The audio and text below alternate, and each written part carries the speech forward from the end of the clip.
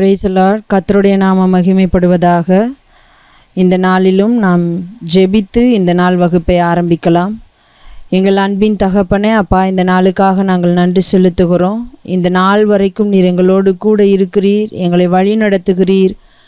உம்முடைய வார்த்தை எப்படி எங்கள் கரத்தில் வந்து சேர்ந்தது என்பதை குறித்து நாங்கள் கற்றுக்கொள்வதற்கு கிருபை செய்கிறீர். அதற்காக நன்றி செலுத்துகிறோம் ஆண்டவரே. இந்த நாளிலும் நாங்கள் உம்முடைய பிள்ளைகளாயிருந்தவர்கள் எப்படி உம்முடைய நாமத்திற்காக காரியங்களை செய்தார்கள், அவர்கள் எப்படி உம்முடைய வார்த்தையை மொழிபெயர்த்தார்கள் என்பதை குறித்து பார்த்து கொண்டிருக்கிறோம்.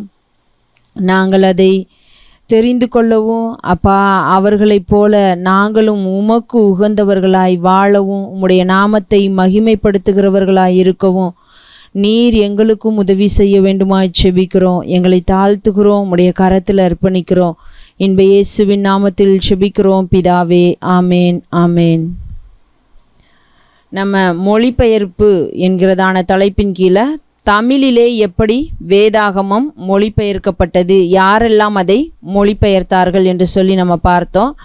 இன்றைக்கு நாம் பயன்படுத்துகிறதான மொழிபெயர்ப்பு யார் மொழிபெயர்த்ததான மொழிபெயர்ப்பாக இருக்கிறது என்பதையும் கூட நம்ம பார்த்தோம். ஹென்றி போவர் பவர் மொழிபெயர்ப்பு என்று சொல்லப்படுகிறதான மொழிபெயர்ப்பை தான் இன்றைக்கு நாம் பயன்படுத்தி கொண்டிருக்கிறோம் என்பதையும் நாம் பார்த்திருக்கிறோம்.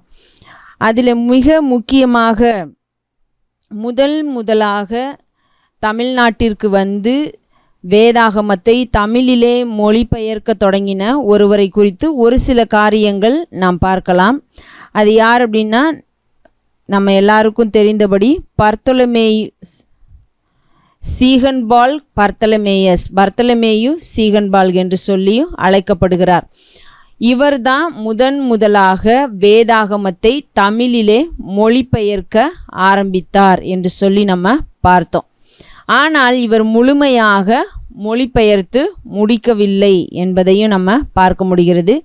இப்போ இவர் எந்த ஊரை சேர்ந்தவர் அப்படின்னு சொன்னால், ஜெர்மனியை சேர்ந்தவர், லூத்தரன் திருச்சபையை சேர்ந்தவராக காணப்படுகிறார். இவர் ஜெர்மனியிலிருந்து இந்தியாவிற்கு வந்து தேவனுடைய காரியத்தை செய்தார் அப்படின்றத நம்ம பார்க்க முடிகிறது. இவர் ஜூலை 10 1682 பிறந்தார் அப்படின்றதையும் நம்ம பார்க்குறோம். இவருடைய தாயார் மரியா, இவருடைய தந்தையின் பெயர் பர்த்தலமேயஸ் சீகன்பால் சீனியர் என்று அறியப்படுகிறார். அவர் விவசாயம் செய்திருக்கிறார், அதே நேரத்தில் வியாபாரியாகவும் இருந்திருக்கிறார் அப்படின்றத நம்ம பார்க்க முடிகிறது. இவருடைய தகப்பனார் விவசாயமும் வியாபார தொழிலும் செய்தார் அப்படின்றத நம்ம பார்க்குறோம். ஆனால் இவருக்கு ஒரு 12 வயது இருக்கும் பொழுதே இவருடைய தந்தை இறந்து போகிறார் அப்படின்றதையும் பார்க்க முடிகிறது. இவர் பர்த்தலமேயு சீகன்பால்குக்கு ஒரு 12 வயதாக இருக்கும் பொழுது அவருடைய தந்தை இறந்து போகிறார். இவருடைய தாயாரினுடைய பெயர் மரியா என்று நாம் பார்க்க முடிகிறது. இவருடைய தாயார் ஒரு பக்தியுள்ள பெண்மணியாக இருந்தார். இவர் தன்னுடைய பிள்ளைகளை பக்தியிலே வளர்த்திருந்தார் என்பதையும் நாம் அறிகிறோம். இவருக்கு 3 பிள்ளைகள், இந்த பர்த்தலமேயு சீகன்பால் சீனியர் என்பவருக்கும் மரியாவிற்கும் 3 பிள்ளைகள், 2 பெண் பிள்ளைகள், ஒரு ஆண்மகன். அவர்தான் இந்த பர்த்தலமேயு சீகன்பால் என்பவர். இப்போ இதில் இவருக்கு பர்த்தலமேயு சீகன்பாலுக்கு ஒரு 12 வயதாக இருக்கும் பொழுது அவருடைய தந்தை இறந்து போகிறார். ஒரு குறைந்த காலகட்டத்திலேயே அவருடைய தாயாரும் மரணப்படுக்கையில் இருக்கிறார். அந்த நேரத்திலே தன்னுடைய பிள்ளைகளை அழைத்து அவர் சொல்லுகிறார், என் அன்பான குழந்தைகளே, வேதாகமத்தில் உங்கள் செல்வத்தை தேடுங்கள் அப்படின்னு சொல்லி அவர்கள் தன்னுடைய மரணப்படுக்கையிலே தன்னுடைய பிள்ளைகளுக்கு ஒரு காரியத்தை, ஒரு ஆலோசனையை கொடுக்கிறார்கள். பின்பு அவர்களும் இறந்து போகிறார்கள். இந்த காரணத்தினாலே இந்த சீகன்பால் தன்னுடைய மூத்த சகோதரியினுடைய வீட்டில் தான் வளர்ந்தார். இவர் இறையியல் படிப்பில் சேருவதற்கு இவர் ஒரு வேதாகம கல்லூரியில் சேர்ந்து இறையியல் படிப்பதற்கு முன்பதாகவே ஒரு சில மொழிகளை கற்றுக்கொள்கிறார். என்னென்ன அப்படின்னு சொன்னால் ஹீப்ரு, கிரேக்கம், லத்தீன் 3 மொழிகளையும் கற்றுக்கொள்கிறார். பிற்பாடு இவர் ஒரு வேதாகம கல்லூரியிலே தன்னுடைய இறையியல் படிப்பை மேற்கொண்டு அதை முடிக்கிறார். இவர் ஒரு சில நாட்கள் என்ன செய்தார் அப்படின்னு சொன்னால் மெர்ஸ்பர்க் என்று சொல்லப்படுகிறதான இடத்திலே ஆசிரியராக வேலை செய்தார். பிற்பாடு இவர் ஒரு தேவாலயத்திலே ஊழியராகவும் இருந்தார். இந்த நாட்களிலே ஒரு ராஜா வருகிறார். அவருடைய பெயர் 4ஆம் ஃப்ரெட்ரிக் என்று சொல்லப்படுகிறவர் ராஜாவாக வருகிறார்.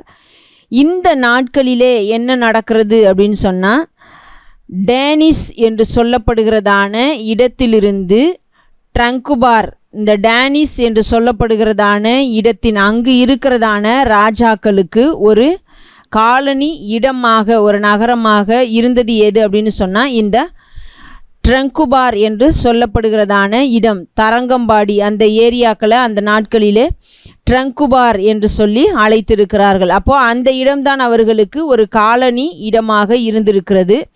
இப்போ இந்த டேனிஷ் என்று சொல்லப்படுகிறதான பகுதியிலிருந்து அநேகர் இந்த இடத்திற்கு வந்து போகிறவர்களாக காணப்பட்டார்கள். ஊழியத்திற்கு வருகிறதான சூழ்நிலைகள் எல்லாம் இருந்தது. ஆனால் இந்த டேனிஷ் என்று சொல்லப்படுகிறதான இடத்திலே இருக்கிறவர்கள் பெரிதாக அதிலே ஆர்வம் காட்டவில்லை. இங்கே வந்து ஊழியம் செய்வதிலும் இங்கு வருகிறதற்கும் அவர்கள் ஆர்வம் காட்டவில்லை. ஆகையினாலே 4ஆம் ஃப்ரெட்ரிக் என்பவர் ராஜாவாக இருந்ததான நாட்களிலே அவர் என்ன சொல்லுகிறார் அப்படின்னு சொன்னால் ஜெர்மனியிலிருந்து அதற்கான ஆட்களை நீங்கள் தெரிந்தெடுக்கலாம். இந்த டேனிஷ் என்று சொல்லப்படுகிறதான இடத்திலேயே நீங்கள் ஆட்களை தெரிந்தெடுக்க வேண்டிய அவசியமில்லை. நாம் ஜெர்மனியிலிருந்தும் ஆட்களை தெரிந்தெடுத்து அந்த இடத்திற்கு அனுப்புவோம், அங்கே ஊழியத்திற்காக அனுப்பலாம் என்று சொல்லப்படுகிறதான ஒரு காரியத்தை திட்டமிடுகிறார்கள். அந்த நேரத்தில் தான் இந்த சீகன்பால்க் என்பவர் என்ன செய்கிறார் அப்படின்னு சொன்னால் இந்த டேனிஷ் மிஷன் மூலமாக இந்த ட்ரங்குபார் என்று சொல்லப்படுகிறதான தரங்கம்பாடி அந்த பகுதியிலே வந்து இருந்தார், அந்த பகுதியிலே ஊழியத்தை செய்தார் அப்படின்றத நம்ம பார்க்க முடிகிறது. இப்போது சீகன்பால்க் இந்த டேனிஷ் என்று சொல்லப்படுகிறதான மிஷனரி ஸ்தாபனத்தின் மூலமாக இந்த தரங்கம்பாடியை வந்து சேர்கிறார். அவர் 8 மாதங்களிலே தமிழ் மொழியை கற்றுக்கொள்ளுகிறார். தமிழ் மொழியிலே வாசிப்பதற்கும் அதை மொழிபெயர்ப்பதற்கும் போன்றதான காரியங்களை எல்லாம் அவர் கற்றுக்கொள்ளுகிறார். அப்படி கற்றுக்கொண்டதின் விளைவாகத்தான் அவர் என்ன செய்கிறார் அப்படின்னு சொன்னால் வேதாகமத்தை மொழிபெயர்க்க அவர் ஆர்வம் காட்டுகிறார். வேதாகமத்தை மொழிபெயர்க்கவும் செய்தார் அப்படின்றத நம்ம பார்க்க முடிகிறது. இப்போ இவருக்கு பிறகு அப்படின்னு சொல்லி நம்ம பார்க்கும் பொழுது ஒரு 54 பேர் இந்த டேனிஷ் மிஷன் மூலமாக இந்த ட்ரங்குபார் என்று சொல்லப்படுகிறதான ஏரியாவிலே அந்த பகுதிகளிலே வந்து ஊழியத்தை செய்திருக்கிறார்கள் என்பதை நாம் பார்க்க முடிகிறது.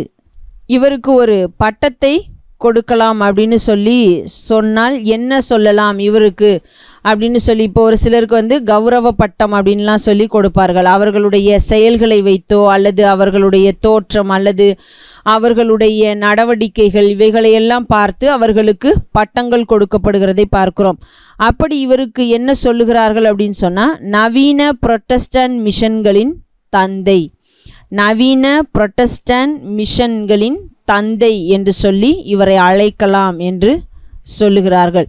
அப்போது இவர் ஜெர்மனியிலே பிறந்து இந்தியாவிலே காணப்படுகிறதான அதிலும் விசேஷமாய் தமிழ்நாட்டிலே இருக்கிறதான தரங்கம்பாடி என்ற இடத்திற்கு வந்து தமிழை கற்றுக்கொண்டு தேவனுடைய வார்த்தையை தமிழிலே மொழிபெயர்த்தார் அப்படின்றத நம்ம பார்க்க முடிகிறது.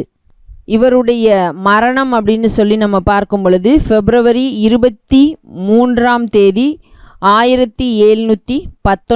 ஆண்டு, February 23 1719 ஆண்டு இவர் இறந்தார். அதாவது இவருடைய 36 வயதிலே இருந்தார் அப்படின்றத நம்ம பார்க்க முடிகிறது. இப்போ இவர் தமிழ்நாட்டிலே இருந்ததான நாட்களிலே ஒரு சில காரியங்களை செய்திருக்கிறார். அதிலும் விசேஷமாக இவர்தான் அந்த காரியங்களை இந்தியாவிலே முதலாக செய்தார் என்று சொல்லி அறியப்படுகிறது. அது என்னென்ன காரியங்களை அவர் இந்தியாவிலே முதலாக செய்தவராக காணப்பட்டார் அப்படின்றத நம்ம பார்க்கலாம். என்ன அப்படின்னு சொன்னால், முதல் இந்தியாவிற்கு வந்த புரொட்டஸ்டன்ட் மிஷனரி ஊழியர், அதாவது தேவனுடைய மனுஷன் ஊழியர் அப்படின்றத நம்ம பார்க்க முடிகிறது. முதல் இந்தியாவிற்கு வந்த புரொட்டஸ்டன்ட் மிஷனரி, முதல் அரசின் உரிமை பெற்ற மிஷனரி, அரசாங்கத்தினுடைய உரிமை பெற்று அரசாங்கத்தினுடைய எந்தவித எதிர்ப்பும் இல்லாமல் நீங்கள் போகலாம் அப்படின்னு சொல்லி அரசாங்கத்தின் மூலமாகவே உரிமை பெற்று வந்த ஒரு மிஷினரி யார் அப்படின்னு சொன்னால் இவர் தான் அப்படின்றத, அதாவது முதல்ல வந்த ஒரு மிஷினரி அப்படின்றத பார்க்க முடிகிறது. முதல் இந்தியாவில் புரொட்டஸ்டன்ட் பக்தியை பரப்பினவர், அதாவது முதலாக இந்தியாவில் புரொட்டஸ்டன்ட் சிலை வணக்கம் இல்லாமல் தேவனுடைய வார்த்தையின் மூலமாக காரியங்களை, தேவனுடைய விஷயங்களை சொல்லி கொடுத்த பக்தியை பரப்பினவர் யார் அப்படின்னு சொன்னால் இந்த பர்த்தலமேயு சீகன்பால்க் என்பவர் தான். முதல் இந்தியாவில் அச்சகத்தை ஆரம்பித்தவர்.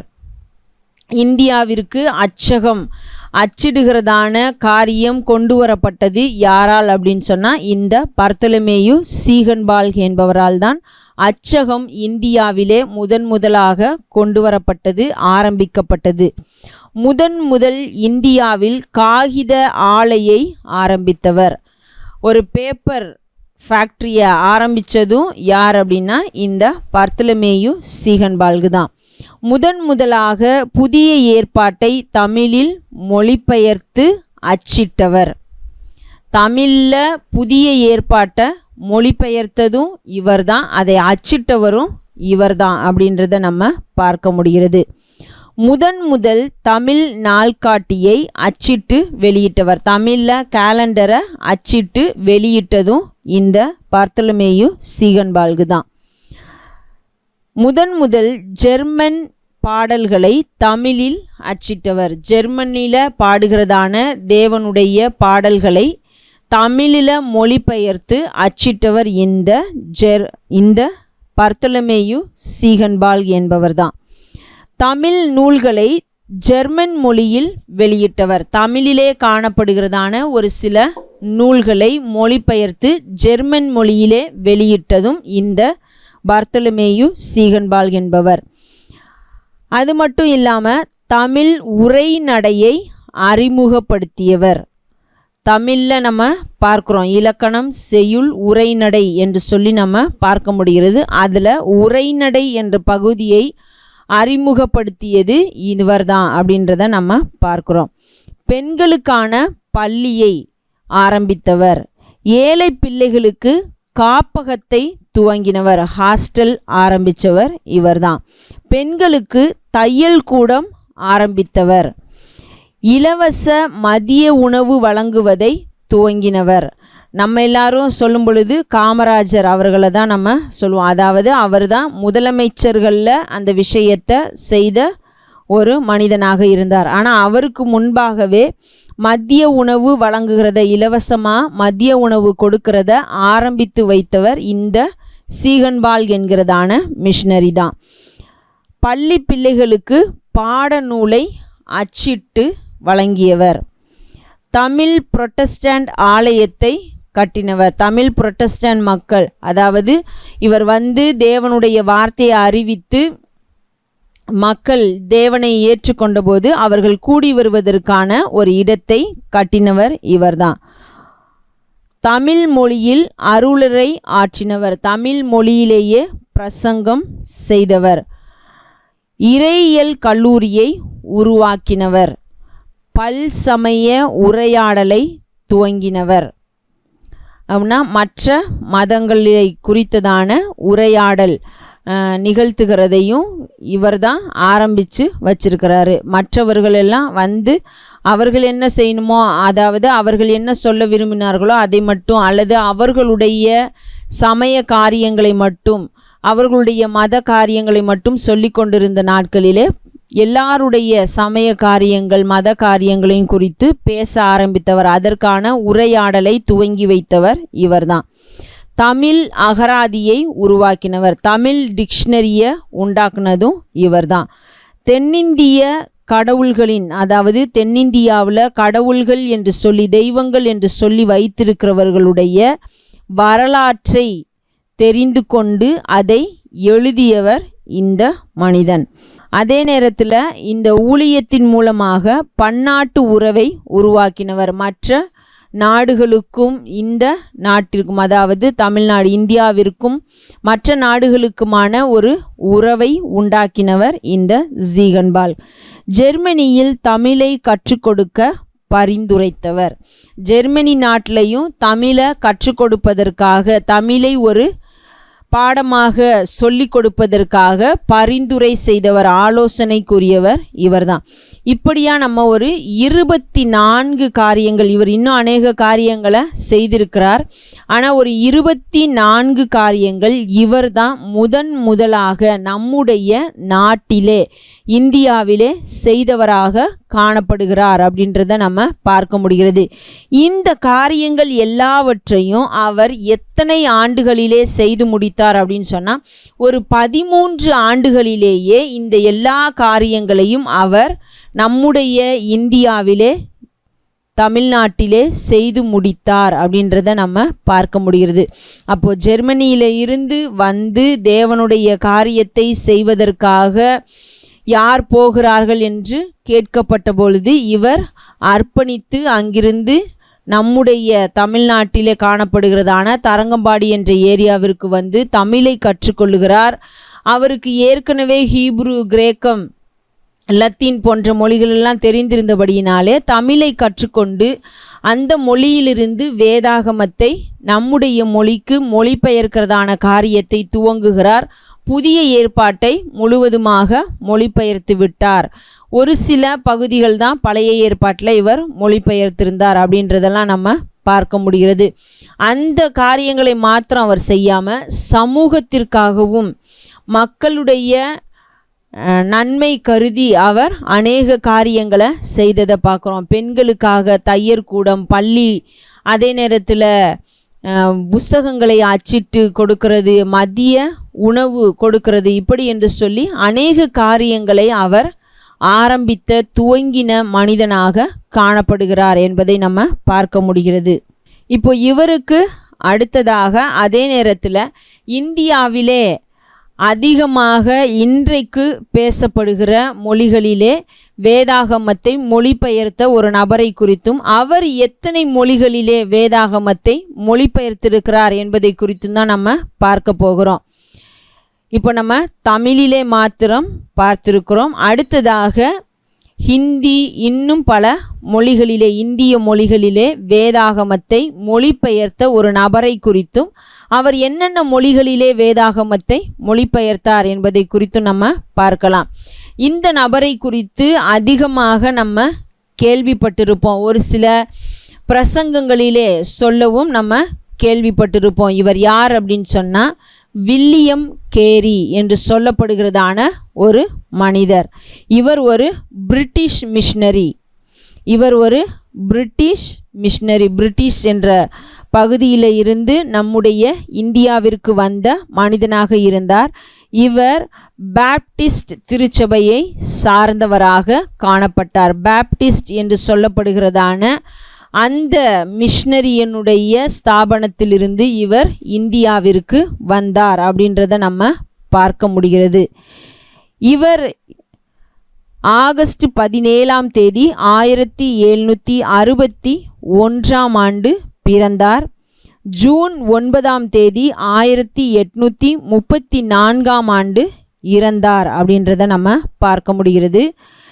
எட்மண்ட் எலிசபெத் என்பவர்களுக்கு மகனாக பிறந்தார். எட்மண்ட் எலிசபெத் என்பவர்களுக்கு மகனாக பிறந்தார். இவர் இங்கிலாந்து திருச்சபையிலே வளர்ந்தவராக காணப்பட்டார்.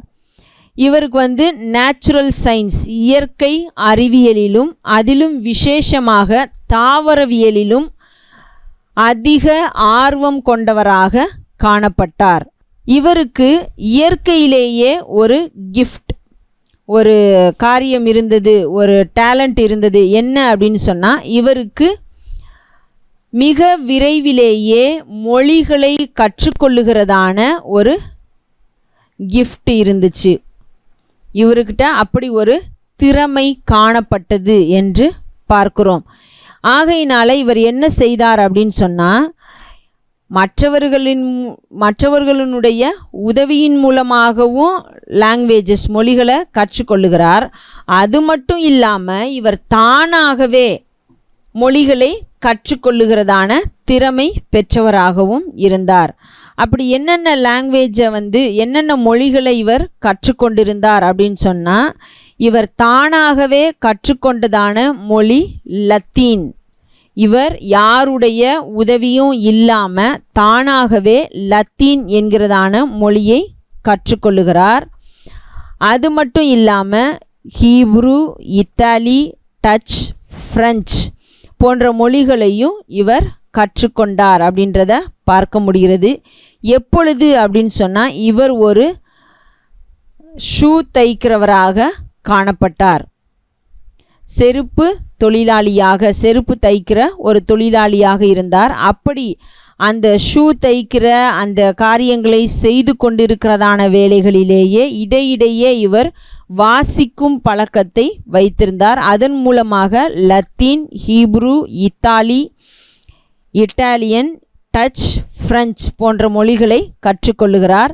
அது மாத்திரம் இல்லாமல் கிரேக்க மொழியை கற்றுக்கொள்ளும் பொழுது தாமஸ் ஜோன்ஸ் என்பவருடைய உதவியை பெற்றுக்கொண்டு அதன் மூலமாக கிரேக்க மொழியை கற்றுக்கொள்ளுகிறார். தாமஸ் ஜோன்ஸ் என்பவருடைய உதவியின் பெற்றுக்கொள்வதின் மூலம் இவர் கிரேக்க மொழியை கற்றுக்கொண்டார் அப்படின்றத நம்ம பார்க்க முடிகிறது. அக்டோபர் 5ஆம் தேதி 1783ஆம் ஆண்டு ஞானஸ்நானம் பெற்றார். அக்டோபர் 5ஆம் தேதி 1783ஆம் ஆண்டு ஞானஸ்நானம் பெற்றார். 1785ஆம் ஆண்டு மோல்டன் என்று சொல்லப்படுகிறதான கிராமத்திலே ஒரு பள்ளி ஆசிரியராக பணியாற்ற ஆரம்பித்தார். 1785ஆம் ஆண்டு ஒரு ஆசிரியராக பணியாற்ற ஆரம்பிக்கிறார். 1789ஆம் ஆண்டு 4 ஆண்டுகளிலேயே இவர்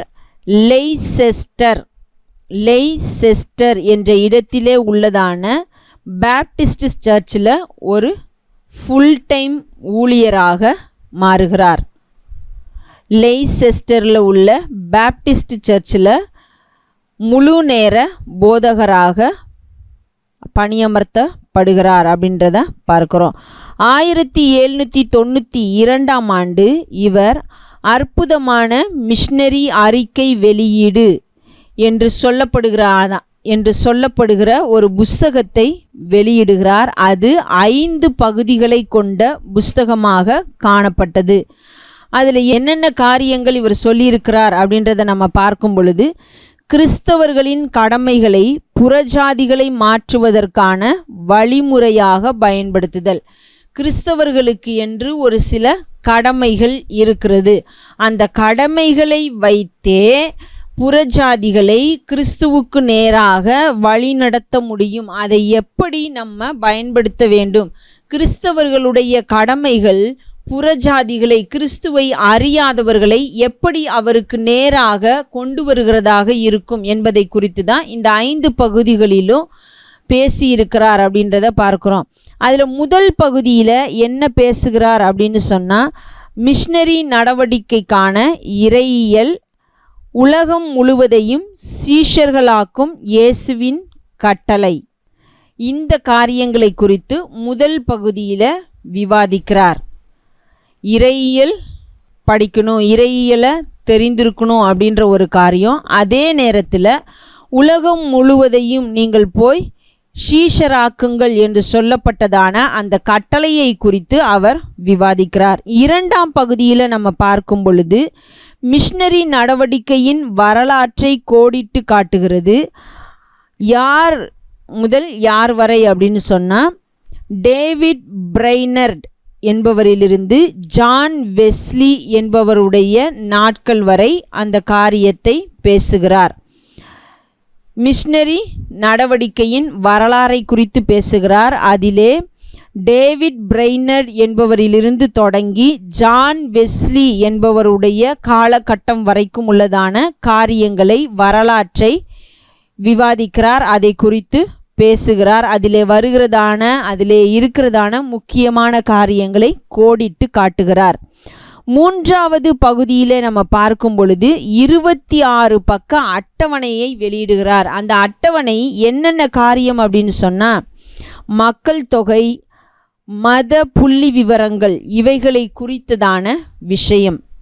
ஒவ்வொரு நாட்டிலேயும் எவ்வளவு மக்கள் காணப்படுகிறார்கள், அங்கே என்ன மதம் இருக்கிறது, என்ன காரியங்கள் நடைபெறுகிறது, எப்படிப்பட்ட காரியங்கள் ஒவ்வொரு நாட்டிலும் காணப்படுகிறது என்று சொல்லப்படுகிறதான ஒரு புள்ளி விவரம் பட்டியலை வெளியிடுகிறார். அது 26 பக்க அட்டவணைகளை கொண்டதாக காணப்பட்டது.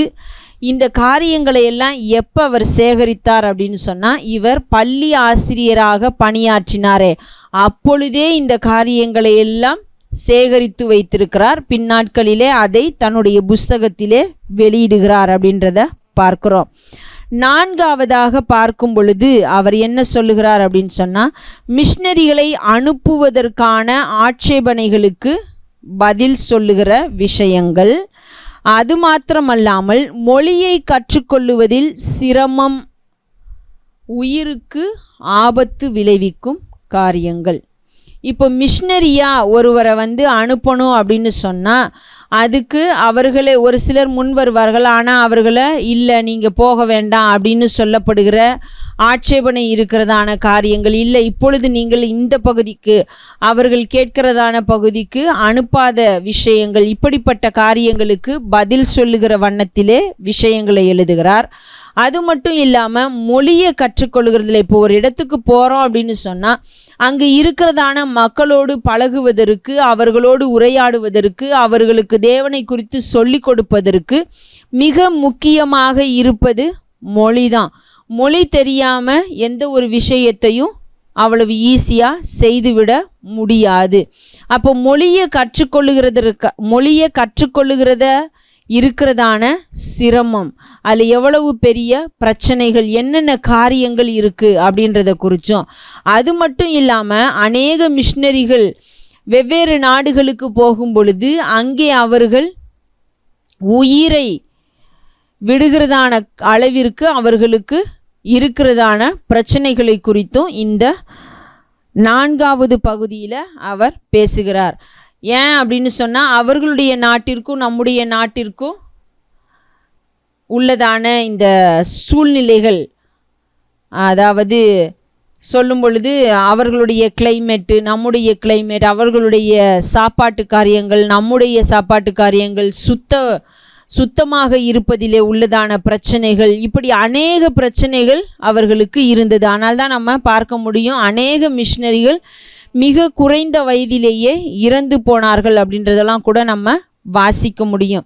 அப்போது இப்படிப்பட்ட காரியங்கள் எல்லாம் இருக்குது. அப்போ அவைகளை எப்படி மேற்கொள்வது என்பதை குறித்து 4வது பகுதியிலே பேசுகிறார். கடைசியாக 5வதாக அந்த புஸ்தகத்திலே அவர் பேசுகிற விஷயம் என்ன அப்படின்னு சொன்னால், மிஷனரி சமுதாயத்தின் பேப்டிஸ்ட் பிரிவின் உருவாக்கத்திற்கு அழைப்பு விடுக்கிறது. அதே நேரத்தில் அந்த பேப்டிஸ்டினுடைய மிஷனரி அந்த ஸ்தாபனத்தை ஆதரிக்கக்கூடிய நடைமுறை வழிமுறைகளை விவரித்து அவர் பேசுகிறார்.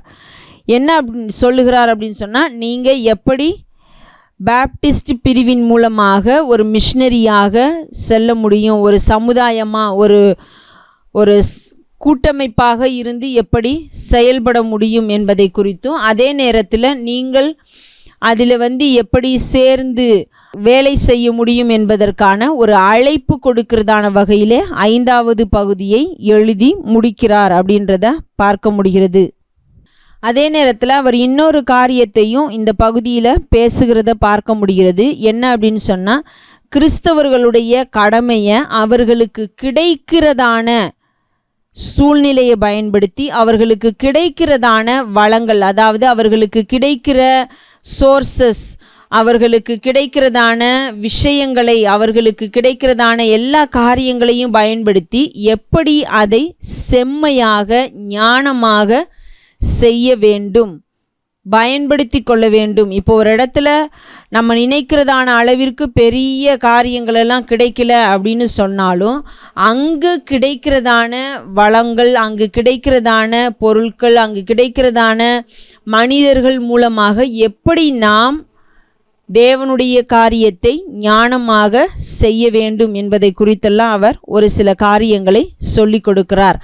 இதை இன்றைக்கு நம்ம சொல்கிறோம், ட்ராக்ஸ்ட் கொடுக்குறோம் அப்படின்னு சொல்லி, துண்டு பிரசுரங்கள், சின்ன சின்ன பிரசுரங்கள் மூலமாக, ட்ராக்ஸ் மூலமாக இந்த காரியங்களை அந்த நாளிலேயே அவர் மற்றவர்களுக்கு சொல்லும் வகையில் துண்டு பிரசுரங்களை பயன்படுத்தினார் அப்படின்றதையும் நம்ம பார்க்க முடிகிறது. அப்போது இவர் போதகராக நியமிக்கப்படுகிறார். அந்த நாட்களிலே ஒரு புஸ்தகத்தை வெளியிடுகிறார். அது 5 பகுதிகளை கொண்டதாக இருக்கிறது. அந்த 5 பகுதிகளிலேயும் அவர் முக்கியமாக ஊழியத்தை குறித்ததான விஷயங்களை பேசி இருக்கிறதை நம்ம பார்க்கிறோம். அதே நேரத்தில் இவர் மேற்கோள் காட்டி பேசின, இவருடைய வாசகமாக அறியப்படுகிற ஒரு வாசகம், அதாவது பொன்மொழி அப்படின்னு கூட நம்ம சொல்லலாம். அப்படி இருந்த ஒரு வாக்கியம் அப்படின்னு சொன்னால் என்ன அப்படின்னா, கடவுளிடமிருந்து, தேவனிடமிருந்து பெரிய விஷயங்களை, பெரிய காரியங்களை எதிர்பார், தேவனுக்காக பெரிய காரியங்களை செய் அப்படின்றது தான் இவருடைய வாசகம், பொன்மொழியாக இருந்தது.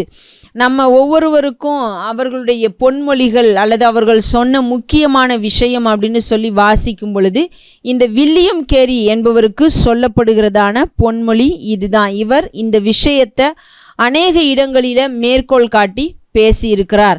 நம்ம தேவன்டேந்து பெரிய காரியங்களை, அரிய காரியங்களை எதிர்பார்க்கலாம், எதிர்பார். அதே நேரத்தில் நீ அவருக்காக பெரிய அரிய காரியங்களை செய் என்று சொல்லுகிறது தான் அவருடைய பொன்மொழியாக காணப்பட்டது. இவர் 1793 ஆண்டு 89 லெய்செஸ்டரில் உள்ள பேப்டிஸ்ட் சர்ச்சில் போதகராகிறாரு. 92 ஒரு புஸ்தகத்தை வெளியிடுறாரு. 93 ஆண்டிலேயே இவர் ஜான் தாமஸ் என்று சொல்லப்படுகிற ஒரு டாக்டரோடு சேர்ந்து கல்கத்தா என்று சொல்லப்படுகிறதான பகுதிக்கு வந்து சேர்கிறார். இந்தியாவிலே இருக்கிற மேற்கு வங்காளம் பகுதியில் காணப்படுகிற கல்கத்தா என்று சொல்லப்படுகிறதான இடத்திற்கு ஒரு மிஷனரியாக வந்தார் அப்படின்றத நம்ம பார்க்குறோம். இவர் மேற்கு வங்காளத்தின் முட்னா என்ற பகுதியில் இண்டிகோ ஃபேக்ட்ரியில் மேற்பார்வையாளராக, சூப்பர்வைசராக வேலை செய்தார். அது மட்டும் இல்லாமல் இவர் ஒரு மிஷனரி ஸ்தாபனத்தின் மூலமாக தான் இந்த நாட்டிற்கு வருகிறார். அப்படி அவர்கள் வரும்பொழுது அவர்களுக்கென்று அந்த நாட்டிலிருந்து இந்த ஸ்தாபனத்தின் மூலமாக ஒரு சில உதவிகளை செய்வார்கள். ஆனால் இவரே இவருடைய தேவைக்காக வேலை செய்ய ஆரம்பித்ததுனால, வேலை செய்து இவர் பணத்தை ஈட்டிக்கொண்டது நிமித்தமாக இவர் அந்த ஸ்தாபனத்திலிருந்து எந்த உதவியையும் பெற்றுக்கொள்ளலை, எனக்கு வேண்டாம் அப்படின்னு சொல்லி மறுத்து விடுகிறார். 1801 ஆண்டு போர்ட் வில்லியம் கல்லூரி அந்த காலேஜில் இவர் பெங்காலி, சான்ஸ்கிரிட் அண்ட் மராட்டி இந்த 3 லாங்குவேஜையும் கற்றுக் கொடுக்கிற ஒரு ஆசிரியராக நியமிக்கப்படுகிறார். போர்ட் வில்லியம் என்ற கல்லூரியிலே பெங்காலி, சமஸ்கிருதம், மராத்தி 3 மொழிகளுக்கும் ஆசிரியராக நியமிக்கப்படுகிறார். இவர் இந்த இந்தியாவிற்கு வந்து அவர் எந்தெந்த மொழிகளில் தேவனுடைய வார்த்தையை மொழிபெயர்த்தார் அப்படின்னு சொன்னால், பெங்காலி, ஒரியா, பஞ்சாபி, மராத்தி, ஹிந்தி, அஸ்ஸாமி, சான்ஸ்கிரிட் இந்த 7 மொழிகளிலேயும் தேவனுடைய வார்த்தையை மொழிபெயர்த்தார். இந்த 7 மொழியிலையும் தேவனுடைய வார்த்தையை முழுமையாக இந்த வில்லியம் கேரி தான் மொழிபெயர்த்திருக்கிறார். என்னென்ன மொழினா, பெங்காலி, ஒரியா, பஞ்சாபி, மராத்தி, ஹிந்தி, அஸ்ஸாமி, சமஸ்கிருதம் இந்த 7 மொழிகளிலேயும் வில்லியம் கேரி தேவனுடைய வார்த்தையை மொழிபெயர்த்தார்.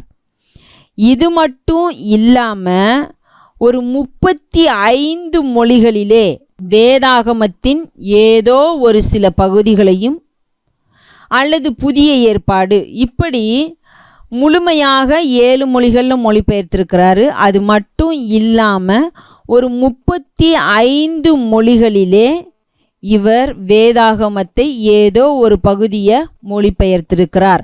இப்போ ஒரு சில மொழிகள் அப்படின்னு சொல்லி நம்ம பார்க்கும் பொழுது அவர்களுக்கு எழுத்து இருக்காது. எழுத்து இல்லாமல் அவர்களுடைய பகுதியில் மாத்திரம் அது பேசப்படுகிற ஒரு மொழியாக இருக்கும். அப்படிப்பட்ட ஒரு சில பேச்சு வழக்கில் உள்ளதான மொழிகளுக்கும் கூட இவர் மொழிபெயர்த்திருக்கிறார். வேதாகமத்தின் ஒரு சில பகுதிகளை மொழிபெயர்த்திருக்கிறார் அப்படின்றத நம்ம பார்க்க முடிகிறது. முழுமையாக 7 மொழிகள், ஏதோ ஒரு சில பகுதிகள் என்று பார்க்கும் பொழுது 35 மொழிகளில், அதாவது ஒரு சில பகுதிகளிலே மாத்திரம் பேசுகிறதான இப்போது மக்கள் குழுக்கள், இப்போ நம்ம நார்த் இந்தியாவில் அதிகமாக எடுத்துக்கொண்டோம் அப்படின்னு சொன்னால் அந்த மக்கள் குழுக்கள் இருக்கிறத பார்க்க முடியும். தமிழ்நாட்டிலையும் கூட ஒரு சில இப்போது மலைப்பகுதிகளாக காணப்படுகிற ஊட்டி, கொடைக்கானல் இப்படிப்பட்ட ஏரியாக்களில் நம்ம போய் பார்க்கும் பொழுது அவர்கள் அந்த ஏரியாவிற்குள்ள மாத்திரம் ஒரு சில மொழியை பயன்படுத்துவார்கள். அதற்கு எழுத்து அப்படின்னு சொன்னால் தமிழ் எழுத்துக்களை தான் பயன்படுத்தி கொள்வார்கள் எழுத வேண்டும் அப்படின்னு சொன்னால். ஆனால் அது பெரிதாக அதிகமான இடங்களிலே பேசப்படுகிறதான மொழியாக இருக்காது. ஆனால் அது ஒரு குறிப்பிட்ட மக்களுக்குள்ளாக மாத்திரம் பேசப்படுகிறதான மொழியாக இருக்கும் அப்படின்றத நம்ம பார்க்க முடிகிறது. அவர்கள் அந்த மொழியிலே தங்களுக்குள்ளே பேசிக்கொள்ளும். அப்படி இருக்கிறதான மொழிகளில் கூட ஒரு சில மொழிகளில் இவர் வேதாகமத்தின் பகுதிகளை மொழிபெயர்த்து கொடுத்திருக்கிறார் அப்படின்றத நம்ம பார்க்க முடிகிறது. இது நம்முடைய தமிழ்நாட்டில் நமக்கு பெரிதாக தெரியாது. ஒரு சில இடங்களில் மாத்திரம்தான் இவர்கள் இருக்கிறார்கள். ஆனால் இப்போ வட இந்தியா என்று எடுத்துக்கொள்ளும் பொழுது அநேகர் இருக்கிறத நம்ம பார்க்க முடியும். அநேக குழுக்கள் இருக்கிறாங்க, அவர்களுக்கு இவர் மொழிபெயர்த்திருக்கிறார். நமக்கு தமிழ்நாட்டில்னு சொல்லும் பொழுது இந்த மலைப்பகுதிகளில் இருக்கிறவர்களை தவிர்த்து ஆங்காங்கே இருக்கிறவர்கள் என்று சொல்லி எடுத்துக்கொண்டோமானால் நரிக்குறவர்களை நம்ம எடுத்துக்கொள்ள முடியும். அவர்களுக்கென்று ஒரு மொழியை வைத்திருக்கிறார்கள். அதை எல்லாரும் பேசுவது கிடையாது. அதில் எந்த ஒரு புஸ்தகங்களோ அல்லது அந்த மொழியை வைத்து படிக்கிறதான காரியங்களோ எதுவும் கிடையாது. அவர்களுக்குள்ளே பேசிக்கொள்ளுகிறதான ஒரு மொழி அப்படின்றத பார்க்குறோம். இப்போ நம்ம பார்க்கும் பொழுதும் கூட நரிக்குறவர்களிலிருந்து ரட்சிக்கப்பட்டவர்கள் அவர்களுடைய மொழியில் தேவனுடைய வார்த்தையை பிரசங்கிக்கிறாங்க. அது மட்டும் இல்லாமல் அவர்களுடைய மொழியில் அவர்களுக்கென்று பாடல்களை எல்லாம் எழுதி வைத்திருக்கிறத நம்ம பார்க்க முடிகிறது. அப்படி தான் வில்லியம் கேரி அந்த நாட்களிலே காணப்பட்ட ஒரு சில மக்கள் குழுக்களுக்கென்று ஒரு சில வேதத்தின் பகுதிகளை மொழிபெயர்த்து கொடுத்தார் அப்படின்றதெல்லாம் நம்ம பார்க்குறோம். இப்போது நம்ம பார்த்தோம், சீகன்பால்கு தான் இலவச மதிய உணவு திட்டத்தை ஆரம்பித்தவர் அப்படின்றத பார்த்தோம். ஆனால் நம்ம யாருக்கும் அது பெரிதாக தெரியல. காமராஜர் என்பவர் தான் அப்படின்றத சொல்லுவோம். அதே போல் அந்த நாட்களிலே காணப்பட்ட இந்த வில்லியம் கேரி நம்முடைய நாட்டிற்கு வந்த பொழுது மிகவும் ஒரு பெரிய பிரச்சனையாக இருந்தது. என்ன அப்படின்னு சொன்னால், இன்றைக்கும் கூட அங்கங்கே நடக்குது. ஆனாலும் அன்றைக்கு மிகப்பெரிய பிரச்சனையாக அது காணப்பட்டது. ஒன்று சிசுக்கொலை, இன்னொன்று உடன்கட்டை ஏறுதல், சதி என்று சொல்லப்படுகிறதான காரியம். இதை எதிர்த்து போராடியவர் யார் அப்படின்னு சொன்னால் நம்முடைய சமூக அறிவியல் புஸ்தகத்தில் நம்ம படிப்போம், சோசியல் சயின்ஸில். ராஜாராம் மோகன் ராய் என்பவர் தான் இதை எதிர்த்து போராடி இந்த விஷயத்துக்காக ஒரு பெரிய புரட்சியை கொண்டு வந்தார் அப்படின்றதெல்லாம் நம்ம படிப்போம். ஆனால் உண்மையிலேயே இந்த சிசு கொலைக்கும் உடன்கட்டு ஏறுதல் என்று சொல்லப்படுகிற சதி, இந்த 2 காரியங்களுக்கும் எதிர்த்து நின்றவர், அதற்கு போராட தொடங்கியது, முதலாக அதை எதிர்த்து போராடியது யார் அப்படின்னு சொன்னால் இந்த வில்லியம் கேரி. இவரோடு சேர்ந்து ஒரு சில காரியங்களை செஞ்சு, அதே நேரத்தில் அவர் ராஜாராம் மோகன் ராய் இந்த நாட்டை சேர்ந்தவராக இருந்ததுனால ஒரு சிலர் இடத்துல நெருங்கி பேச முடிந்தது. அப்படிப்பட்ட காரியங்களை எல்லாம் செய்தது அவர். ஆனால் இந்த விஷயத்தை எதிர்த்து போராடி இந்த விஷயத்தை ஒழிக்கணும் அப்படின்னு சொல்லி அதற்கு வித்திட்டவர் யார் அப்படின்னு சொன்னால் இந்த வில்லியம் கேரி அப்படின்றவர் தான். 1820ஆம் ஆண்டு இந்தியாவின் விவசாய சங்கத்தை உருவாக்க வழிவகுத்தவர் இவர். ஏற்கனவே நம்ம பார்த்தோம், இயற்கை அறிவியலில் மிகுந்த ஆர்வமுடையவர், அதிலும் விசேஷமாக தாவரவியலில் ஆர்வமுடையவர் அப்படின்றத நம்ம பார்த்தோம். இவர் இந்த தாவரவியலில் அதிக ஆர்வமுடையவராக இருந்ததுனால இவர் இந்தியாவில் இருந்த பொழுது ஒரு விவசாய சங்கத்தை உருவாகிறதுக்கு வழிவகுத்திருக்கிறார். இவர் ஒரு மொழிபெயர்ப்பாளர். இவர் அநேக மொழிகளில் வேதாகமத்தையே மொழிபெயர்த்திருக்கிறார். அது மட்டும் இல்லாமல் நம்முடைய நாட்டில் இருந்த ஒரு சில புஸ்தகங்களையும் அவர்களுடைய மொழியில் ஆங்கிலத்தில் மொழிபெயர்த்திருக்கிறார். அதில் ஒரு புராண கதை ஒன்றை மொழிபெயர்த்திருக்கிறார். அது என்ன அப்படின்னு சொன்னால் ராமாயணம் என்று சொல்லப்படுகிற ஒரு புராணத்தை ஆங்கிலத்திலே மொழிபெயர்த்திருக்கிறார். சமூக சீர்திருத்தவாதி. இப்போ இந்த சிசு கொலை, உடன்கட்டை ஏறுதல் போன்ற காரியங்கள், இது போல இன்னும் இருந்ததான ஒரு சில மூட நம்பிக்கைகளை அழிப்பதற்காக ஒழிப்பதற்காக பாடுபட்டவர். ஆகையினால இவரை சமூக சீர்திருத்தவாதி என்று அழைக்கிறோம். கலாச்சார மானுடவியலாளர். கலாச்சாரங்களிலே காணப்படுகிற தேவையில்லாத விஷயங்களை களைவதற்கும் தேவையான காரியங்களை செய்வதற்கும் சொல்லிக் கொடுக்கிற, ஒரு போதிக்கிற, கற்றுக் கொடுக்கிற ஒரு மனுஷனாக இருந்தவர். செராம்பூர் கல்லூரி மற்றும் பல்கலைக்கழகத்தின் ஸ்தாபகர். இன்றைக்கும் இந்த செராம்பூர் யூனிவர்சிட்டி இருக்குது. இப்போது இந்தியாவில் அப்படின்னு சொல்லி நம்ம எடுத்துக்கொண்டோமானால், இப்போது வேதாகம கல்லூரியிலே படிக்கிறதுல நம்ம பார்க்கும் பொழுது இந்த செராம்பூர் யூனிவர்சிட்டியினுடைய சர்டிஃபிகேட்டை பெறுகிறது ஒரு சிறந்த காரியமாக கருதப்படுகிறது.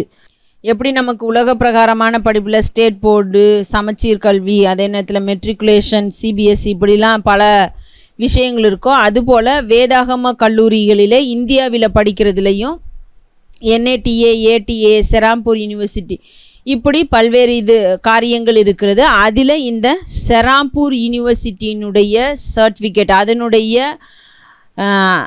அதிகாரம் பெற்ற, அதன் கீழே செயல்படுகிற ஒரு கல்லூரியாக இருக்குமானால் அது ஒரு மதிப்பிற்குரியதாக கருதப்படுகிறது. அந்த செராம்பூரில் இருக்கிறதான பல்கலைக்கழகத்தை, கல்லூரியை நிறுவியவர் ஸ்தாபகர் இந்த வில்லியம் கேரி என்பவர். இவர்தான் நவீன ஊழியத்தின் தந்தை, ஃபாதர் ஆஃப் மாடர்ன் மிஷன் என்று சொல்லி அறியப்படுகிறார். நவீன ஊழியத்தின் தந்தை என்று அறியப்படுகிறார். இவர் மிகவும் ஏழைகளாக காணப்பட்ட பிள்ளைகளுக்கு பள்ளியை ஆரம்பிக்கிறார், ஸ்கூல்ஸ் ஆரம்பிக்கிறார். அவர்களுக்கு என்னென்ன அங்கே கற்றுக் கொடுக்கிறார் அப்படின்னு சொன்னால், வாசிப்பதற்கும் எழுதுவதற்கும் கணக்கு மற்றும் கிறிஸ்தவத்தை குறித்து கற்றுக் கொடுத்தார். வாசிக்கவும் எழுதவும் கற்றுக் கொடுக்கிறாரு. அதில் விசேஷமாக கணக்கு பாடத்தையும் கிறிஸ்தவத்தை குறித்ததான போதனைகளையும் இவர் கற்றுக் கொடுத்தார்.